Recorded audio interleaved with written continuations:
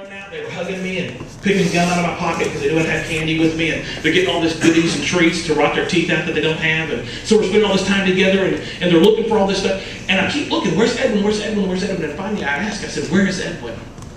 And the missionary finally told me that his parents came and got him for Christmas, and they thought that was a good thing. They came and said, we want to bring Edwin home for Christmas, we want him to celebrate Christmas with his family. They taught Edwin to steal and send him into the stores, because in Honduras, if you get caught stealing, they cut your hand off. Well, the dad didn't want to get his hand cut off, but they won't cut a kid's hand off. And so they trained Edwin how to steal, and Edwin wasn't very good at it, and he got caught. And so they brought him back to the orphanage, and the missionary said, well, we can't have him here because one bad apple will corrupt the whole bunch. I looked at the missionary and said, are you kidding me? I said, that's what Jesus said. Let those who are perfect come to me. Let those who have no flaws, let those who have never made a mistake, let them come to me, and I'll give them rest. That's what he said, right? No, he said those who are weary, those who are weak, those who are heavy laden, those who need help, those are the ones I want to reach. Me and the missionary got into a big fight there in the mission field. And I got in his truck, and I said, you're going to drive me around town. We're going to find Edwin, take me to his house. I had paperwork to adopt him. I was ready to bring him home.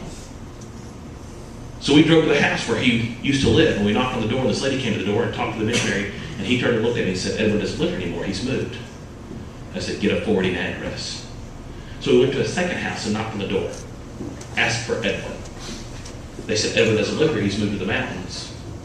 We drove up into the mountains to look for Edwin, and knocked on the door, and Edwin wasn't there. They didn't know where he'd gone. And so I drove the city streets of Catacamas for 2 days in March looking for Edwin. And I came back in July with a group of 40 people for 30 days. And I spent 4 more days looking for Edwin. And I came back the next year in March and spent 2 days looking for him. And the next year in July looking for him for 4 days. And the next year in March for 2 days. And the next year in July for 4 days. And I looked for 5 years for Edwin. The last year I was in Catacamas, Honduras. We've taken the kids to the marketplace on the day of the Lempira. And they get to pick out one of everything. If you can wear it, you can have it. These are kids that never pick out their own clothes. And they get to go get a pair of socks, a pair of underwear, a pair of pants, and a shirt, and a necklace, and a bow tie, and a hat, and glasses, and cologne, and deodorant. And if you can put it on your body somewhere, you can have it. And so we match them up one-to-one with our kids, and they go to the marketplace, and they go to all these marketplaces, and they get all these things, and they put them in bags and write their names on them, and put them up at the cash register. Then I come up to the front of the counter, and I negotiate prices and pay for everything. And we're on our way home with all of our loot.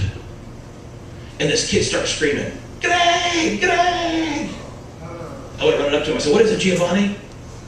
And he points in the marketplace to this kid with a bucket of tortillas on his head who's filthy dirty. He says, Edwin. Right. And this boy turns around, and this kid I hadn't seen in 5 years is holding a bucket of tortillas on his head. And I take off sprinting to the marketplace. Now, I'm assigned a kid that I'm not supposed to leave.